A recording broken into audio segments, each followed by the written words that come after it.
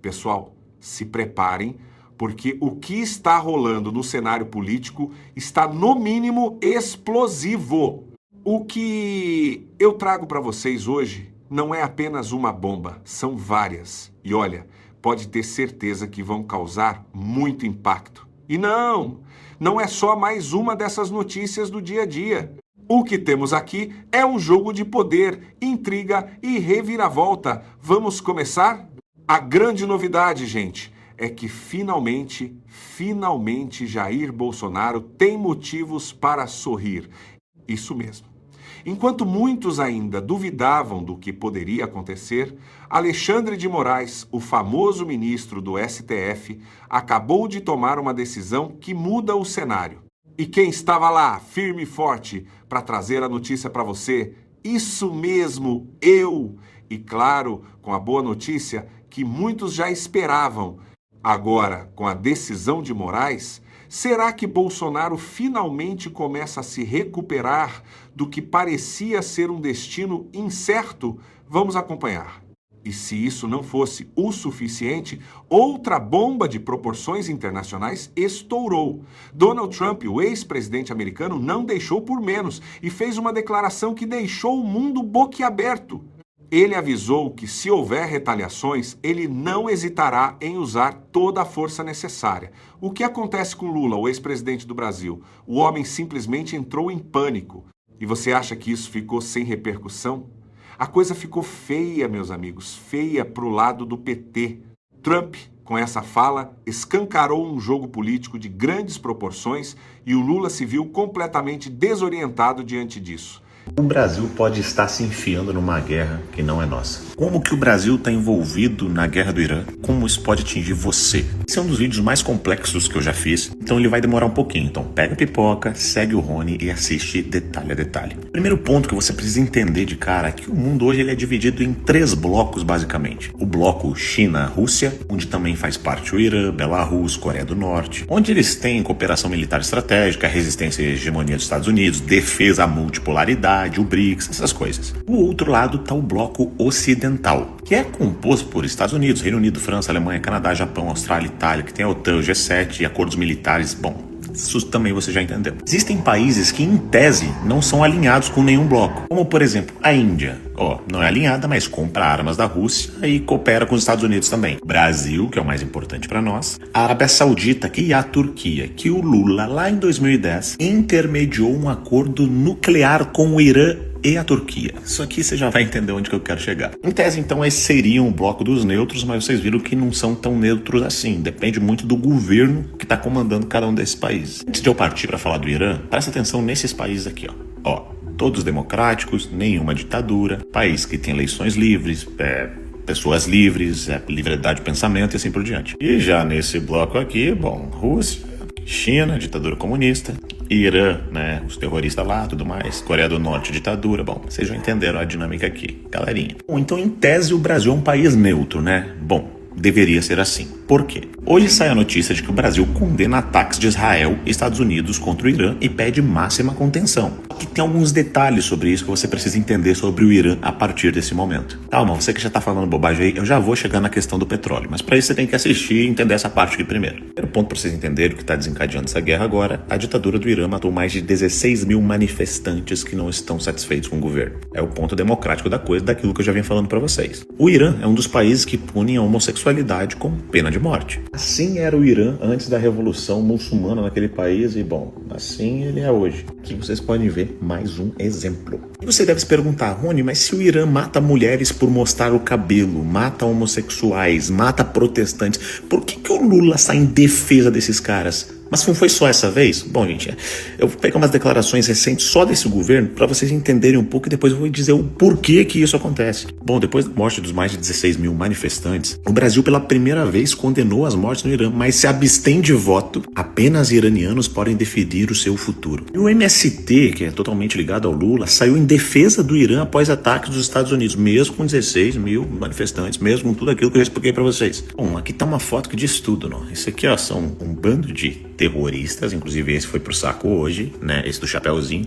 Esse aqui é o líder do Hamas. Esse aqui é Geraldo Alckmin, vice-presidente da República, nessa reuniãozinha maneira aí. Mas não, Rony, não tem nenhuma ligação. Tá, bora lá. Bora lá, de hoje, notícia de hoje. Eu já li pra vocês, olha aí, ó. Brasil condena ataques de Israel e Estados Unidos contra o Irã. Máxima contenção. E olha só quem também condenou. Aliados do Irã condenam o ataque e ainda não anunciaram a retaliação. Hezbollah, Houthis, Hamas criticam ofensivas do Israel, né, quando avaliam próximos passos. O que serão esses próximos passos?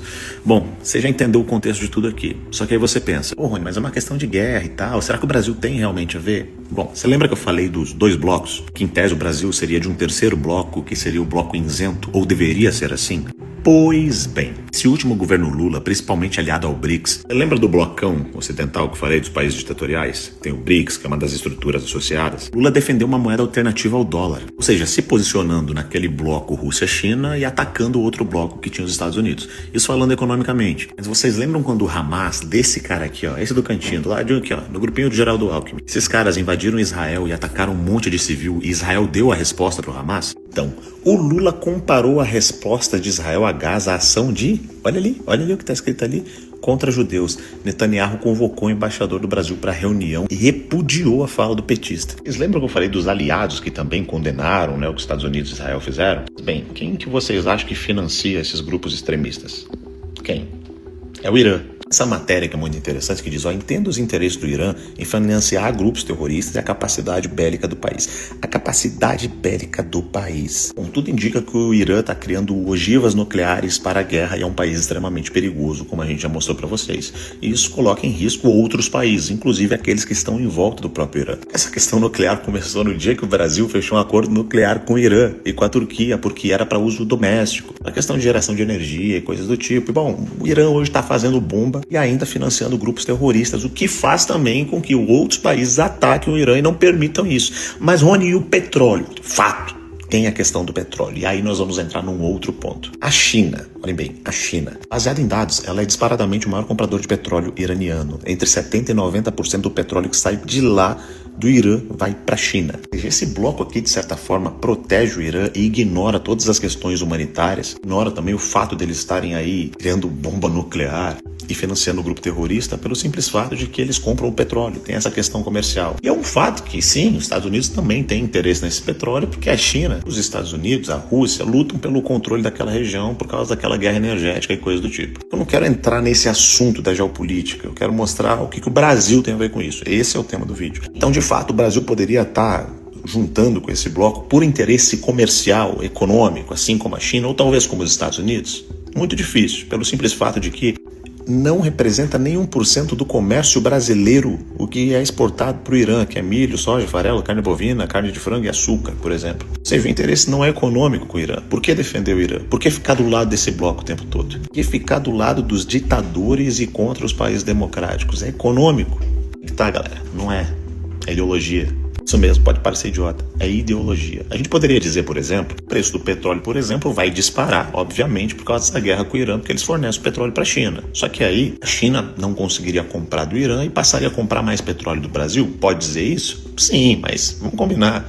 Bem difícil que seja isso. E aí nós estaríamos dizendo que além das terras que a China já tem comprado no Brasil e outras questões que eu posso falar em outro vídeo, eles vão comprar todo o nosso petróleo também. A gente vai se indispor mais um pouco com os Estados Unidos e nós começar a financiar a China energeticamente. É isso que o povo brasileiro quer? Eu acho muito difícil. Se os Estados Unidos se irritam com o Irã e for por causa do petróleo, não faz sentido nenhum o Brasil entrar nisso. O problema é que o Brasil está entrando porque o atual presidente não aprendeu com o ex-presidente Bolsonaro quando começou a guerra entre Rússia e Ucrânia, que o Brasil se colocou como neutro. Se colocou como neutro mesmo, porque o Brasil, na ONU, condenou, né, a invasão das tropas russas e exigiu a retirada. Mas o mesmo Bolsonaro foi para a Rússia para negociar a questão dos fertilizantes, para que o Brasil não ficasse sem fertilizantes que vêm da Rússia para o nosso agro. Ou seja, Bolsonaro pensou nos brasileiros e não na ideologia, enquanto o grande perigo aqui é que Lula tá levando a gente completamente a sair desses países não alinhados aqui, tá vendo? E entrar nesse grupinho aqui, né? Que tem inclusive o BRICS. O B do BRICS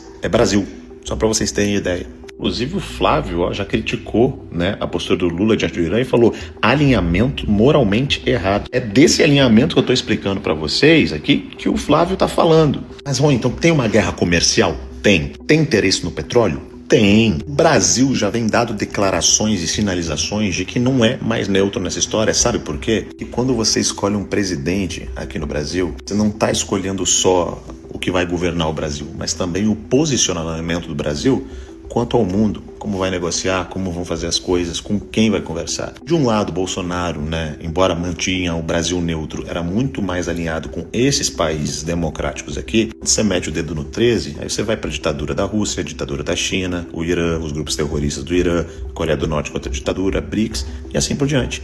Tá entendendo? Por que a esquerda é mais perigosa do que você imagina? Porque eles podem enfiando a gente numa possível guerra sem a gente ter nada a ver com essa história. Porque economicamente pro Brasil não interfere tanto e a gente vai ter que fazer acordo com todo mundo porque a gente vende commodities e todo mundo precisa comer. Claro que a anta da República prefere brigar com os Estados Unidos para agradar ideologicamente o seu grupinho de ditadores. Sim, gente, eu poderia explicar isso de uma forma muito mais clara, com mais detalhes econômicos e tal, e talvez algumas pessoas até vão me criticar por dizer, pô, você não falou disso, daquilo. Bom, o vídeo já ficou longo só para me explicar o grande resumo dessa história toda, mas o que eu quero que vocês entendam é o seguinte, o cara que diz defender as mulheres, que diz defender as minorias, que diz se preocupar com o pobre, que diz se preocupar com a humanidade, com acabar com a fome, também defende isso aqui, ó. Bem se alinha com isso daqui, bem coloca o Brasil na mesma mesa que todos esses caras aqui, tirando o Brasil da neutralidade e levando o Brasil para o bloco mais odioso do mundo, que é o bloco que não respeita o ser humano. Eu sou o Rony Gabriel, pré-candidato a deputado federal pelo estado do Rio Grande do Sul. Se você gostou do vídeo, eu peço que você me siga e mostre para alguém. Abra os olhos de alguém, porque as pessoas precisam entender. Mas, Rony, fiquei com dúvida. Gente, pesquisa tudo que eu falei. Se alguma coisa que eu falei aqui for mentira, bom, pode até deixar de me seguir. É sério, pesquisa. Se você é de esquerda, de direita, de centro, que tá assistindo esse vídeo, pesquisa tudo que eu falei, que vocês vão entender. Um forte abraço e tamo junto. Será que ele vai conseguir se recuperar? Agora, segurem-se, porque o juiz que teve coragem de peitar Alexandre de Moraes apareceu. E não foi por pouca coisa. Ele enfrentou o ministro do STF. E o motivo? Proteger um bolsonarista. Isso, pessoal. Um juiz foi lá e não pensou duas vezes. Deu de ombros para as pressões políticas e mandou um recado claro para Moraes. E, convenhamos, a decisão mexeu com Brasília de tal forma que Moraes, com toda a sua autoridade, ficou sem saber o que fazer. O jogo virou e o poder se mostra bem mais volátil do que muita gente pensava. Mas a coisa não para por aí, não. Sabe aquela jornalista que não tem medo de nada? Malu Gaspar, minha gente? Pois ela foi lá e dobrou a aposta mais uma vez. Quando a gente achava que já tinha visto de tudo nesse caso Master, surgiu agora um processo que estava morto e ressuscitou. É isso mesmo, eu vou explicar. O ministro Gilmar Mendes, do Supremo Tribunal Federal, decidiu agora à tarde mandar cancelar a decisão da CPI do crime organizado que tinha quebrado o sigilo da Maridit, aquela empresa dos irmãos do Toffoli que vendeu uma parte do resort Taiaiá para o Daniel Vorcaro. A informação de que o Vorcaro pagou 35 milhões por uma fatia do resort apareceu no próprio celular dele, apreendido pela PF, nas conversas dele com o cunhado. A PF botou essa informação dentro daquele relatório que juntava indícios de que o Toffoli era suspeito para conduzir as investigações do caso Master. Porque, né, gente, 35 milhões de reais podem criar uma tremenda de uma boa vontade. Mas aí, como a gente viu, os ministros do Supremo pressionaram o Toffoli para deixar o caso, ele renunciou e o presidente do tribunal, Edson Fachin, arquivou tudo, abafou e vida que segue. Só que não. Nessa semana, a CPI do crime organizado aprovou a quebra do sigilo da Maridit, a pedido do senador Alessandro Vieira, que é o relator, sob o argumento de que a empresa teria servido para o Vorcaro lavar dinheiro, usando meios como a Reag, aquela corretora da Faria Lima, que lavou o dinheiro do PCC, lembra? Mas eis que os advogados da Maridit descobriram uma ação lá de 2021, da época da CPI da Covid, em que o Gilmar Mendes mandou suspender a quebra de sigilo da produtora Brasil Paralelo, aquela que fazia vídeos de direita. A Maridit apresentou uma petição nesse processo, como se ela fosse parte interessada. Acontece que essa ação já tinha sido arquivada pelo próprio Gilmar em março de 2023. Há 3 anos, gente, fazia 3 anos que o processo estava lá no arquivo do STF moribundo.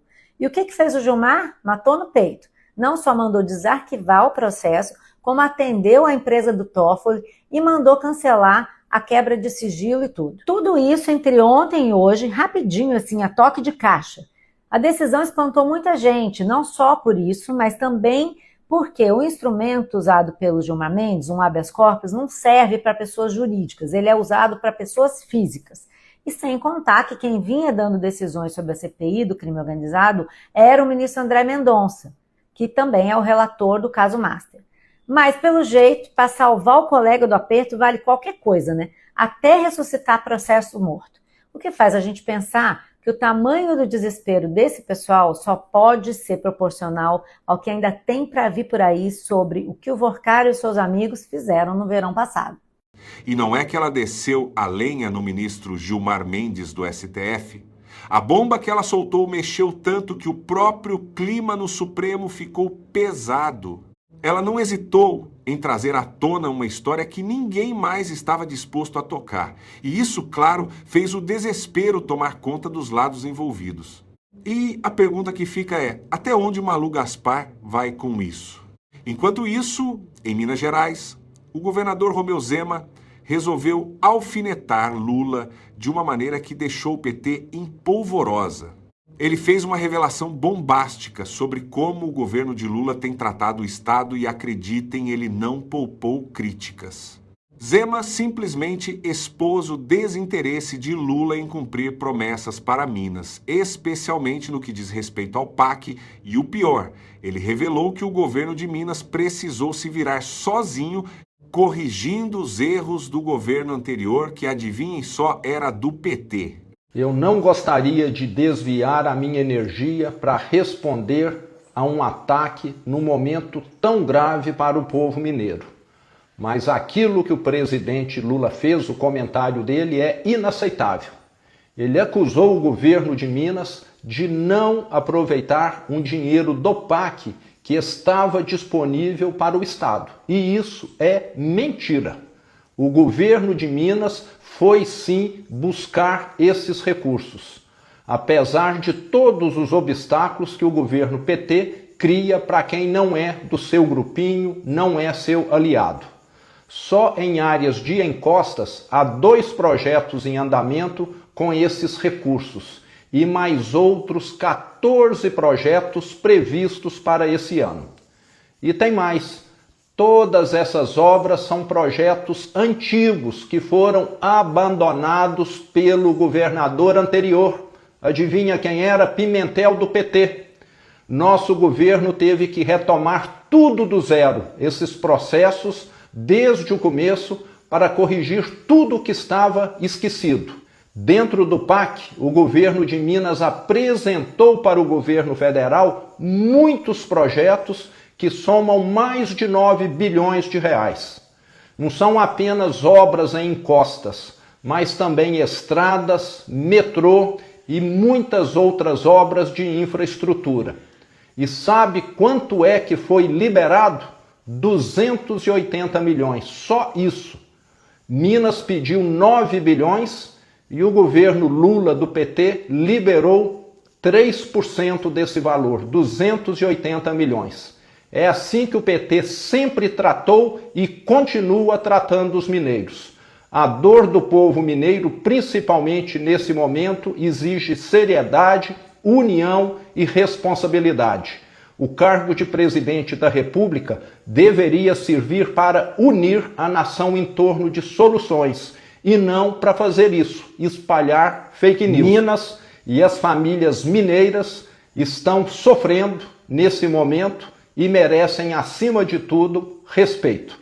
A realidade é que, mais uma vez, Lula e seus aliados se mostraram mais preocupados em alimentar sua própria agenda política do que em realmente resolver os problemas do Brasil. E aonde isso vai parar? Quem vai pagar o preço? O povo, claro.